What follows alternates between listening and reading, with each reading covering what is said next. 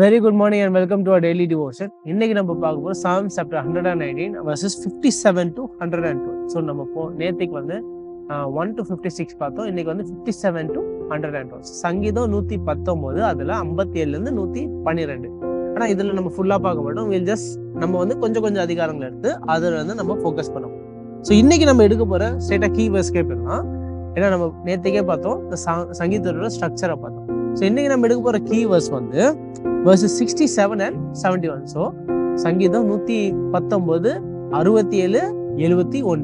So நான் வாசிக்கிறேன். Before I was afflicted, I went astray, but now I keep your word. அதுக்கப்புறம் it is good for me that I was afflicted, that I might learn your statutes. நான் சொல்றேன். Before I was afflicted, I went astray, but now I keep your word. அதுக்கடுத்து it is good for me that I was afflicted, that I might learn your statutes. இதுல என்ன எடுத்துக்க போறேன்னா, இந்த ரெண்டு வசனத்துலயும் நீங்க பாருங்க, from 67 to 71 4 வசனம் வித்தியாசத்துல என்ன ஆகுது.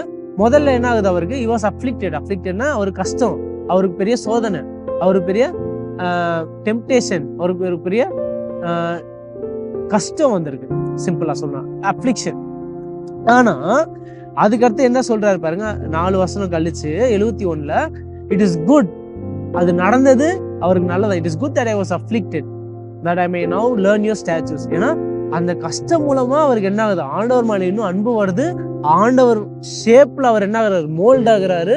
அதுக்கப்புறம் என்ன ஆகுது, ஆண்டவர் மேல விசுவாசம் இன்னும் இன்க்ரீஸ் ஆகுது, இந்த சங்கீதக்காரர் சொல்றாரு. ஸோ நீங்க பாத்தீங்க, அதுக்கடுத்து முடிக்க போது என்ன சொல்லுவாருன்னா, நீங்க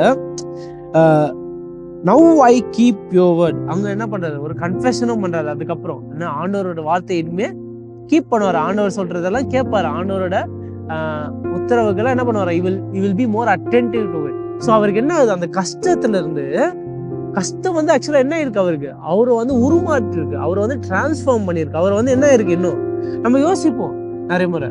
பெஸ்ட் எக்ஸாம்பிள் என்னன்னா, ஒரு கத்தி செய்யறவங்க என்ன பண்ணுவாங்க, இரும்பு எடுத்து என்ன பண்ணுவாங்க, கொதிக்கிற ஹீட்ல போட்டு என்ன பண்ணுவாங்க, அடிச்சுக்கிட்டே இருப்பாங்க அந்த கத்திய, அந்த இரும்பை அடிக்க என்ன ஆகும், அந்த இரும்பு கொஞ்சம் கொஞ்சமா மேலியபிளா இருக்கும், அதனால கொஞ்சம் கொஞ்சமா ஷேப் ஆகி கடைசியில் என்ன ஆகும், அது அப்படியே தின்னா கத்தி ஆகும். அது திரும்பி என்ன ஆகும், நிறைய ப்ராசஸ் இருக்கும். ஸோ அந்த கத்திக்கு என்ன அப்ளிகேஷன், இந்த மெட்டல் வந்து நிறைய கஷ்டத்தை போயிருக்கு, அந்த கஷ்டத்துல போனதுனால தான் என்ன இருக்காது, ஒரு அருமையான ஒரு கத்தி, ஒரு சோடா வந்திருக்கு. அதே மாதிரி இந்த சங்கீதக்காரர் மட்டும் இல்ல, நம்மளுக்கு என்ன எடுத்துக்கிறோம்னா, ஃபர்ஸ்ட் நம்மளுக்கு எல்லாருக்கும் கஷ்டம் இருக்கும். லைக் பணக்காரனும் ஏழைக்கும் everyone has their own challenges. எல்லாருக்கும் அவங்களுக்கு ஏத்த மாதிரி என்ன இருக்கும், கஷ்டங்கள் வரும். சரி, இந்த கஷ்டங்களை வந்து ஃபர்ஸ்ட் என்ன இருக்கணும், நான் எப்பவுமே ஒண்ணு என்ன சொல்லுவேன், எஸ்பெஷலி யூத் பசங்களுக்கு என்ன சொல்லுவேன்னா, இந்த சோதனை வருது, ஏதோ கஷ்டம் இருக்கும், என்ன பண்ணுங்க, இது மூலமா ஆண்டவர் எனக்கு என்ன சொல்ல வர்றாரு, இந்த கஷ்டம் மூலமா, இந்த சோதனை மூலமா, இந்த விஷயம் மூலமா ஆண்டவர், how is God talking to me through this? இது மூலமா ஆண்டவர் எனக்கு என்ன சொல்ல வர, இது மூலமா ஆண்டவரோட வழியில நான் எப்படி நடக்கலாம், இது மூலம் ஆண்டவருக்குள்ள நான் இன்னும் எப்படி வளரலாம். நான் எப்பவுமே அவங்க கிட்ட தான் சொல்லுவேன். ஏன்னா நிறைய பேருக்கு என்ன தெரியுமா இருக்கும், ஃபிங்கர் பாயிண்டிங் தான் இருக்கும், இதனால அது பண்ண எதுவும் நடக்க போறது இல்லை. சரி, நம்ம என்ன ஞாபகம் வச்சுக்கணும், our God is a sovereign God. ஆண்டவர் நம்மளுக்கு என்ன நடந்தாலும் ஒரு காரணத்துக்காக தான் வைப்பாரு. ஸோ மற்றவங்கள விட்டுருங்க, மற்றவங்க எல்லாரோட மனசை நம்ம எல்லாராலையும் மாற்ற முடியாது. உங்களால முடிஞ்சதை செஞ்சுட்டு, ஆனா ஃபுல் எஃபர்ட் எப்பவுமே எதுல இருக்கணும், நான் இது மூலமா எப்படி வளருவேன், how can I become a better person from this, how do I improve, what is God trying to tell me, நான் எந்த இடத்துல லேக்கிங்கா இருக்கேன், ஆண்டவர் எதை இது மூலமா காட்டுறாரு. இந்த சங்கீதக்காரர் என்ன ஆகுது, முதல்ல வந்து கஷ்டத்திலே இருந்திருந்து சோகமா இருந்தாரு, ஆனா 4 வசனம் கழிச்சு இட் இஸ் குட், இது நடந்தது நல்லதா போச்சு. அதே மாதிரிதான் நம்மளும் இருக்கணும். நம்மளும் கஷ்டம் வருதுன்னே நம்ம டிப்ரெஸ் ஆகாம என்ன பண்ணும், ஓகே இது மூலமா ஆண்டவர் எனக்கு ஏதோ ஒரு இடத்துல வளர ஹெல்ப் பண்றாரு, God wants me to grow in this particular area because of this. ஆண்டவர் இது மூலமா எனக்கு என்ன பண்றாரு, ஏதோ சொல்ல வராரு, நான் இங்க ஏதோ ஒரு இடத்துல தவறி இருக்கேன், அதனாலதான் ஆண்டவர். ஸோ நம்ம அதுதான் இந்த சங்கீதத்துல இருந்து நம்ம எடுக்க போறோம். ஸோ நம்ம எப்படி அப்ளை பண்ண போறோம் இதை, ஆண்டவர்கிட்ட நம்ம ஜெபத்துல போய் கேட்கணும், ஆண்டவரே இந்த விஷயம் நடந்தது, இந்த விஷயம் முடிஞ்சிருச்சு, இப்போ the affliction started and affliction ended.